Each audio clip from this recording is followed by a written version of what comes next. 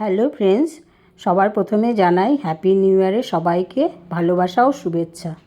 তো দেখো, আজকে আমি দুধ পনির বানাবো।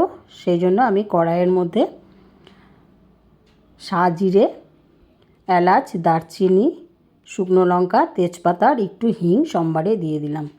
আর এটা হলো বাদামি আলু। এই আলুটা খেতে ভীষণ টেস্টি।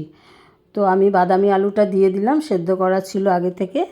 তারপর মটরশুঁটিটা দিয়ে দিলাম, দিয়ে আমি হালকা একটু নাড়াচাড়া করে নিয়ে এর মধ্যে জিরের গুঁড়ো, ধনের গুঁড়ো, আদা, কাঁচা লঙ্কা, হলুদ, লবণ স্বাদ মতো দিয়ে আমি ভালো করে কষিয়ে নেব। তো আমার এটা যখন কষানো হয়ে যাবে তখন আমি এর মধ্যে দুধের মধ্যে কাজু কিশমিশ আমি পেস্ট করে রেখেছিলাম, তো আমি ওই পেস্টটা দিয়ে দিলাম। দিয়ে এটাকেও আমি ভালো করে আবারও কষিয়ে নেব। তারপরে আমি পনিরটা দিয়ে দেবো। পনিরটা আমি এই মশলার সাথে ভালো করে একটু নাড়াচাড়া করে নেব। নিয়ে এর মধ্যে আমি কি করব, গরম দুধ দিয়ে দেবো। যেহেতু দুধ পনির, সেই জন্য দুধটা তো দিতেই হবে। তো গরম দুধ দিয়ে দিলাম।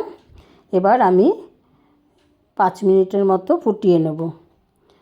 তারপরে আমি এর মধ্যে গরম মশলা, ঘি আর কস্তুরি মেথি দিয়ে ভালো করে নাড়াচাড়া করে নামিয়ে নেব। তো কেমন লাগলো বন্ধুরা আমার এই রান্নার রেসিপির ভিডিওটা? তো ভালো লাগলে লাইক, কমেন্ট, শেয়ার করে দিও। টাটা বন্ধুরা, আবার নেক্সট ভিডিওতে দেখা হবে। ততক্ষণ তোমরা ভালো থেকো, সুস্থ থেকো।